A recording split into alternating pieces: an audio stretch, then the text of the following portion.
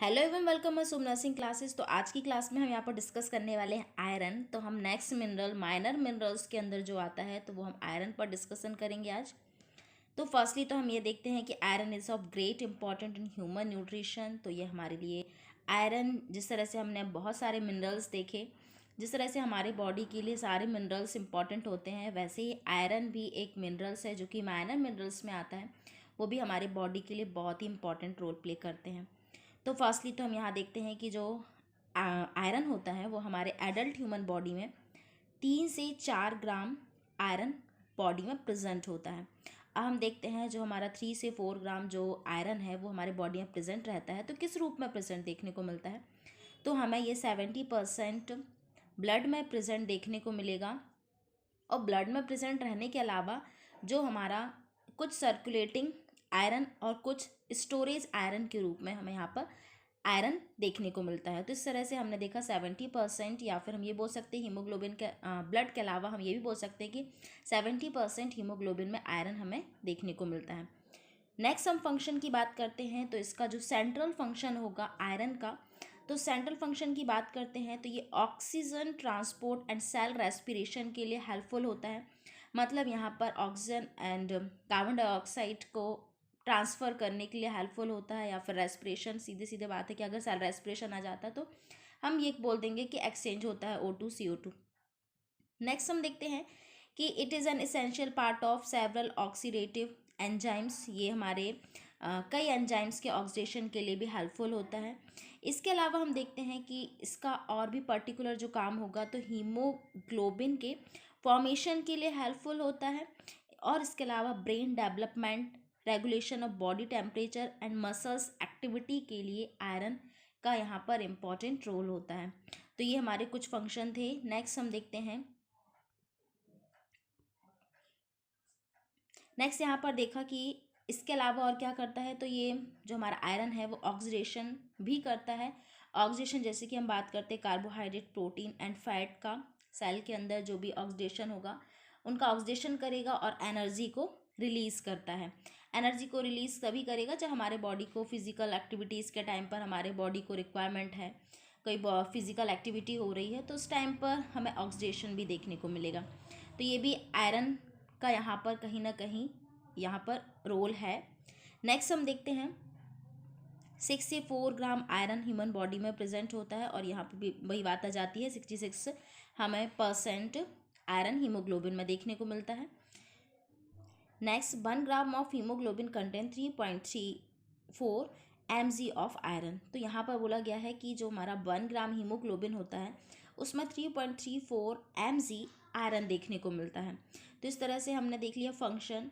Next हम बात करते हैं रिक्वायरमेंट क्या होती है, आयरन की रिक्वायरमेंट कितनी होती है। तो इन्फेंट की बात कर लेते हैं तो 1 mg वेट के अकॉर्डिंग, बॉडी वेट के अकॉर्डिंग हमें देखने को मिलेगा। एडल्ट की बात करते हैं तो 70 mg पर डे, और प्रेग्नेंट लेडी की बात करते हैं तो 35 mg पर डे यहाँ पर रिक्वायरमेंट होती है। और लैक्टेटिंग मदर के लिए 21 mg पर डे रिक्वायरमेंट होती है। अगर यहाँ पर एवरेज रेंज पूछ लिया जाए तो 10 से 15 mg भी हम यहाँ पर बोल सकते हैं। नेक्स्ट हम एब्जॉर्प्शन की बात करते हैं। तो आयरन का एब्जॉर्प्शन कहाँ पर होगा, तो आयरन का एब्जॉर्प्शन डिडनम या फिर अपर स्मॉल इंटेस्टाइन में हमें देखने को मिलेगा, और वो भी फेरस स्टेट में ही देखने को मिलेगा। अब फेरस स्टेट की बात कर लेते हैं, ये हम नेक्स्ट समझेंगे यहाँ पर हीम आयरन और नॉन हीम आयरन। तो फर्स्टली तो हम यहाँ पर देख लेते हैं कि जो एब्जॉर्प्शन होगा उसका डिडनम या फिर अपर स्मॉल इंटेस्टाइन में फेरस स्टेट में हमें एब्जॉर्प्शन देखने को मिलेगा आयरन का।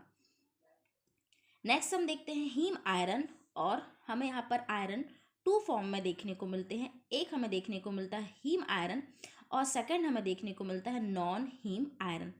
तो फर्स्ट हम यहाँ देखते हैं हीम आयरन।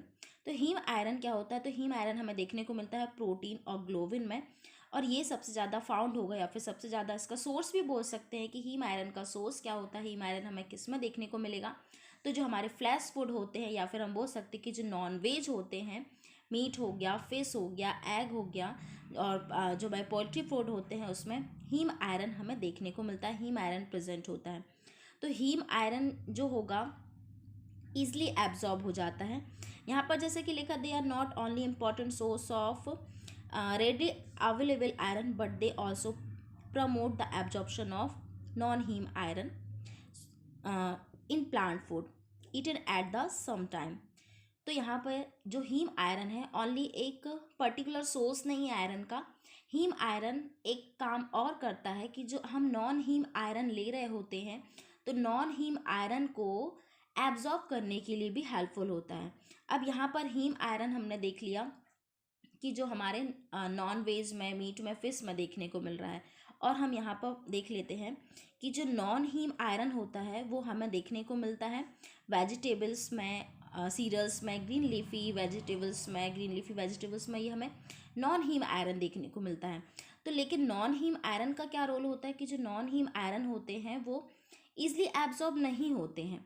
ईजिली एब्जॉर्ब नहीं होंगे तो नॉन जो हीम आयरन है उनको एब्जॉर्ब करने के लिए भी हीम आयरन का यहाँ पर रोल होता है। नेक्स्ट हम यहाँ पर देखते हैं हीम आयरन एब्जॉर्ब हो जाते हैं, ईजिली एब्जॉर्ब हो जाते हैं comparison to non heme iron के। और इसके जो रिच सोर्स होता है liver, meat, poultry and fish, मतलब या फिर आयरन ऑफ एनिमल ऑरिजिन में हमें हीम आयरन देखने को मिलेगा। नेक्स्ट हम यहाँ पर देख लेते हैं non heme iron. Non heme iron हम देखेंगे कि जो ऑर्गेनिक मॉलिक्यूल्स होते हैं ये हमें किस में देखने को मिलेगा, फेरिक आयरन के रूप में देखने को मिलेगा। याद रखना जो हीम आयरन होगा उसे हम आयरन इनटू फेरस फॉर्म भी बोल सकते हैं हीम आयरन को, और नॉन हीम आयरन को हम फेरिक आयरन भी यहाँ पर बोल सकते हैं। तो जो नॉन हीम आयरन होगा वो फेरिक आयरन होता है। तो इसमें क्या कौन कौन से सोर्सेज आ जाते हैं, वेजिटेबल हो गया, cereals, green leafy vegetables, oil seeds, dried fruits, एग्री, ये सारे हमारे नॉन हीम के सोर्सेज हो जाते हैं। तो यहाँ पर हम देखेंगे कि जो नॉन हीम आयरन्स है जो तो पुअर होता है एब्जॉर्प्शन के लिए, बहुत ही पुअर होता है, तो ये इसका प्रॉपर एब्जॉर्प्शन नहीं हो पाता है। तो ये क्यों नहीं एब्जॉर्ब हो पा रहा है, तो यहाँ पर देखिए लिखा है phytates oxalate carbonate phosphate and dietary fibres होते हैं वो इंटरफेयर करते हैं एब्जॉर्प्शन के लिए। तो इन कारणों से उसका प्रॉपर एब्जॉर्प्शन नहीं हो पाता है नॉन हीम आयरन्स का। तो ये जो ऑक्सैलोएस्टेट है, कार्बोनेट है, फॉस्फेट है एंड डाइटरी जो फाइबर्स हैं, इनके कारण जो हमारे नॉन हीम आयरन है ये प्रेजेंट रहते हैं, इस कारण से प्रॉपर वहाँ पर एब्जॉर्प्शन नहीं हो पाएगा। इसके अलावा हम देखते हैं कि हमें नॉन हीम आयरन जो होते हैं वेजिटेबल्स के जो भी हमारे फूड होते हैं उसमें हमें देखने को मिलेगा। और जैसा कि अभी हमने देखा कि जो बायो अवेलेबिलिटी जो होती है नॉन हीम आयरन की पुअर होती है due to presence of dietary fibres. तो यहाँ पर जो डाइटरी फाइबर्स होते हैं उनके कारण एब्जॉर्प्शन का पुअर रहता है। और इसके अलावा ऑक्सलेटेड एंड फाइटेट्स एंड फॉस्फेट के कारण भी यहाँ पर जो इनका एब्जॉर्प्शन है नॉन हीम आयरन का वो पुअर रहता है। इसके अलावा यहाँ पर मिल्क, एग और जो टी है वो भी आयरन के एब्जॉर्प्शन के लिए इनहिबिट करता है, मतलब एब्जॉर्प्शन को रोकता है। नेक्स्ट हम देखते हैं iron is mostly absorbed from duodenum and upper intestine in ferrous state. तो जो हमारा आयरन का एब्जॉर्प्शन होगा मोस्टली एब्जॉर्ब होता है, या हमने जैसे कि देख लिया कि एब्जॉर्प्शन कहाँ होगा, तो एब्जॉर्प्शन हमने देखा ड्यूडेनम या फिर अपर इंटेस्टाइन में देखने को मिलेगा। तो ये किस स्टेट में देखने को मिलेगा, फेरस स्टेट में देखने को मिलेगा। लेकिन जो हमारे नॉन हीम आयरन होते हैं वो फेरिक आयरन कहलाते हैं, और यहाँ पर क्या बोला गया है कि फेरस स्टेट में ही यहाँ पर हमें एब्जॉर्प्शन देखने को मिलेगा। नेक्स्ट हम बात कर लेते हैं, तो vitamin C and organic juice increase absorption of iron. तो जो विटामिन सी होते हैं या फिर एस्कॉर्बिक जो एसिड्स होते हैं वो नॉन हीम आयरन को फर्स्टली तो कन्वर्ट करते हैं किस में, हीम आयरन में। जैसे कि यहाँ पर देखा है Fe3, यहाँ पर Fe3 होना था, Fe बस लिखा है, तो Fe3 कन्वर्ट हो जाता है Fa2 में, किसके हेल्प से, एस्कॉर्बिक एसिड के हेल्प से, विटामिन सी के हेल्प से जो हमारा नॉन हीम आयरन है वो हीम आयरन में कन्वर्ट हो जाता है। या फिर हम ये बोल सकते हैं कि जो फेरिक आयरन है वो फेरस आयरन में कन्वर्ट हो जाता है। जब वो कन्वर्ट हो जाएगा तो ईजिली एब्जॉर्ब हो जाएगा। नेक्स्ट हम यहाँ बात करते हैं नॉर्मल सीरम आयरन कंसंट्रेशन हमें 0.80 से 1.80 mg/L देखने को मिलेगा। अगर इससे बिलो देखने को मिलता है तो वो इंडिकेट करता है आयरन की डेफिशिएंसी को। अब हम यहाँ देख लेते हैं हीम आयरन और नॉन हीम आयरन का एब्जॉर्प्शन। जैसा कि हम यहाँ पर देख रहे हैं आयरन एब्जॉर्प्शन, अब यहाँ पर लिखा है गट ल्यूमेन, तो ये समझ लीजिए ये हमारी इंटेस्टाइन की जो लेयर है, मान लो ये हमारा इंटेस्टाइनल सेल है, ये पर्टिकुलर हमने सेल की बात कर लेते हैं, ये हमारी ल्यूमेन है या फिर हमारी म्यूकोजल लेयर है। तो हम यहाँ पर देखते हैं ये जो हमारा है म्यूकोजल लेयर है, तो यहाँ पर हमने देखा कि जो हीम है वो डायरेक्ट एब्जॉर्ब हो गया, वो डायरेक्ट ही चला गया। नेक्स्ट हम यहाँ पर देखते हैं जो नॉन हीम है, या फिर हम नॉन हीम को याद रखिएगा, आप फेरिक आयरन भी बोल सकते हैं, तो Fe3 भी बोलेंगे, हीम को हम Fe2 बोलेंगे, Fe2+ और Fe3। तो Fe3 हम देख पा रहे हैं कि डायरेक्ट यहाँ पर एब्जॉर्ब नहीं हुआ है। तो यहाँ पर हमें देखिए कुछ प्रोसेस हमें देखने को मिली है, DCYTV के हेल्प से यहाँ पर कन्वर्ट हुआ है Fe2+ में, देन उसके बाद ही यहाँ पर एरिथ्रोसाइट्स में, मतलब या फिर हम बोल सकते हैं कि हमारे प्लाज्मा मेम्ब्रेन के अंदर यहाँ पर प्रॉपर पहुँच पाया है। तो ये, या फिर हम ये बोलेंगे कि एब्जॉर्ब हो पाया है, प्लाज्मा मेम्ब्रेन भी नहीं बोलेंगे हम, कि इस म्यूकोजल लेयर से प्रॉपर स्मॉल इंटेस्टाइन की जो भी हमें देखने को मिलती सेल देखने को मिल सकती है, तो यहाँ पर प्रॉपर एब्जॉर्ब हो गया है। लेकिन कब हुआ है? Fa3 से Fa2 में जब कन्वर्ट हो गया तब जाके Fa2 यहाँ पर एब्जॉर्ब हुआ है। तो इस तरह से हमने देखा कि हीम डायरेक्ट एब्जॉर्ब हो जाता है, लेकिन नॉन हीम यहाँ पर डायरेक्ट एब्जॉर्ब नहीं होगा। तो हमने यहाँ पर कुछ प्रोसेस देखी कि इसके हेल्प से जो हमारा नॉन हीम आयरन है, मतलब Fe3+ से Fe2 में कन्वर्ट हुआ, देन उसके बाद यहाँ पर डायरेक्टली एब्जॉर्ब हो गया। देन इसके बाद एब्जॉर्ब होने के बाद भी फिर उसके बाद वो वापस से जहाँ भी उसको स्टोर होना होगा, जैसे स्टोर अगर आवश्यकता है स्टोर होने की, तो वो जाके फिर वहाँ पर स्टोर हो जाएगा। स्टोर होने के लिए भी उसको वापस से अपनी प्रोसेस स्टार्ट करनी पड़ेगी। तो ये हमारा हीम एंड नॉन हीम का जस्ट एब्जॉर्प्शन हमने देखा। नेक्स्ट हम यहाँ पर बात करते हैं डेफिशिएंसी। तो डेफिशिएंसी, आयरन की डेफिशिएंसी से हमें क्या क्या देखने को मिलेगा? तो फर्स्टली अगर आयरन की डेफिशिएंसी हो जाती है तो आयरन या फिर हम एनीमिया देखने को मिलेगा। अब हम देखते हैं कि जो आयरन की डेफिशिएंसी है किस किस कंडीशन में देखने को मिलती है। अगर इंट्रायूट्राइन डिवाइस यहाँ पर डली हुई है, किसी वीमेन को IUD है, तो इसमें होता क्या है कि मंथली ब्लड लॉस ज़्यादा देखने को मिलता है, और अगर ओरल फिल्स ले रहे हैं तो ब्लड जो लॉस होता है वो डिक्रीज़ होता है। तो अगर IUD इंट्रायूट्राइन डिवाइस अगर है तो उस कारण से भी ब्लड लॉस ज़्यादा देखने को मिलेगा। अगर ब्लड लॉस ज़्यादा होगा तो ब्लड लॉस होगा, मतलब हीमोग्लोबिन की कमी होगी, इस कारण से आयरन की भी यहाँ पर कमी देखने को मिलेगी। इसके अलावा ड्यूरिंग प्रेगनेंसी या फिर आफ्टर डिलीवरी तो हैमरेज हो सकता है, ब्लड लॉस ज़्यादा हो जाता है, तो इस कारण से भी एनीमिया की कंडीशन हो सकती है। तो उस टाइम पर भी ब्लड लॉस होता है, ब्लड लॉस होने के कारण हमें हमारे बॉडी में आयरन की भी कमी हो जाती है। मेंस्ट्रुइंग गर्ल्स, अगर मेंस्ट्रुअल टाइम चल रहा है, मेंस्ट्रुअल पीरियड चल रहा है, तो उस टाइम पर भी आयरन की बहुत ज़्यादा कमी हो जाती है। नेक्स्ट हम एनीमिया की बात करते हैं। तो एनीमिया, तो इन्हीं सभी कारणों से एनीमिया देखने को मिलेगा। फटीग होगा, वीकनेस होगा, पैल स्किन होगी, येलोइश कलर हो जाएगा स्किन का, या फिर कलर चेंज हो जाएगा। तो एनीमिया तो हम समझते हैं कि हमारे बॉडी में ब्लड लॉस होगा, मतलब आयरन की कमी हो जाएगी। तो अब यहाँ साइन सिम्टम देखते हैं। तो यहाँ पर हीमोग्लोबिन भी हमें कम देखने को मिलेगा। आयरन की डेफिशिएंसी के कारण हीमोग्लोबिन भी हमें कम देखने को मिलेगा। हीमोग्लोबिन 9 जो भी हमारा यहाँ पर DL होता है, जो भी हमारा 11 या फिर जो नॉर्मल रेंज होती है, तो वो हमारे 9 से कम देखने को मिलेगी। क्लिनिकल फीचर्स की बात करते हैं तो fatigue, polar skin, breathlessness and excretion देखने को मिलेगा।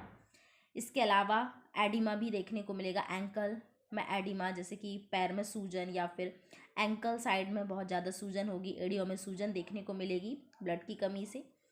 इसके अलावा ग्रोथ एंड डेवलपमेंट में भी रिटार्डेशन होगा। ग्रोथ एंड डेवलपमेंट अगर बेबी में एनीमिया की कंडीशन हो जाती है या फिर किसी और में भी हो जाती है, तो ग्रोथ एंड डेवलपमेंट भी रुक जाता है। तो ये इस कारण से भी, और एक कारण हो सकता है कि लो इनटेक ऑफ फूड, अगर हम प्रॉपर न्यूट्रिएंट नहीं ले रहे हैं, प्रॉपर मिनरल्स नहीं ले पा रहे हैं, तो इस कारण से भी आयरन की कमी हो जाती है। तो ये हमारे साइन सिम्टम हो जाते हैं। अब प्रिवेंशन की बात करते हैं। तो आयरन का प्रिवेंशन, फर्स्टली तो अगर बहुत ज़्यादा लॉस हो गया है ब्लड का, या फिर बहुत ज़्यादा एनीमिक कंडीशन हो गई, तो हम ब्लड को भी डायरेक्टली यहाँ पर ट्रांसफ़र करवा सकते हैं या फिर ब्लड डोनेट करवा सकते हैं।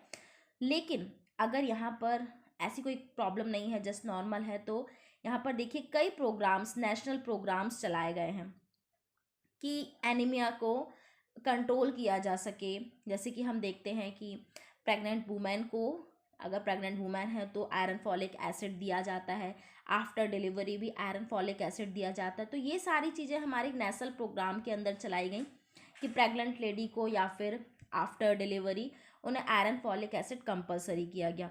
तो इस तरह से भी एक गवर्नमेंट के हेल्प से भी एनीमिया की जो बहुत ज़्यादा देखने को मिल रहा था तो वो भी यहाँ पर स्टॉप हुआ।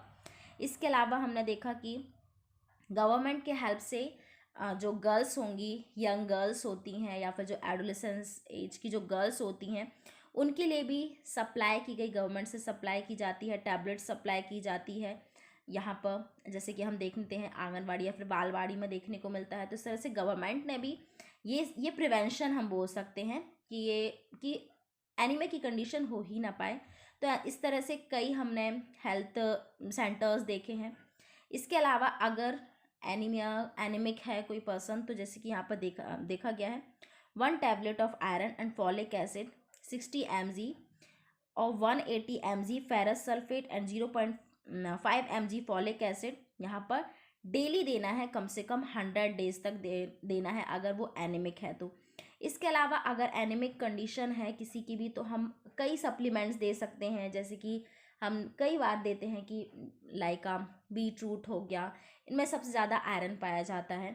तो हम इस तरह से कई सप्लीमेंट्स जो होते हैं, जो आयरन सप्लीमेंट्स होते हैं, हम डायरेक्ट प्रोवाइड करवाते हैं। तो कोशिश ये होती है कि जो हीम आयरन अगर हम देते हैं तो वो डायरेक्टली यहाँ पर एब्जॉर्ब हो जाता है। नॉन हीम आयरन भी एब्जॉर्ब हो जाता है, लेकिन वो उसके अंदर की प्रोसेस है, वो उसकी अलग सिचुएशन है। लेकिन ये भी याद रखना है कि जो नॉन हीम आयरन होता है वो एस्कॉर्बिक एसिड भी उसके लिए हेल्प करता है उसको कन्वर्ट करने में। तो ये था हमारा प्रिवेंशन। आई होप कि आपको ये इस क्लास में आयरन के बारे में समझ में आया होगा। इसमें भी कुछ भी नहीं है, लेकिन जो हमारा हीम आयरन और नॉन हीम आयरन है, थोड़ा सा इसको कॉन्सेप्ट क्लियर करने का है। So thank you so much.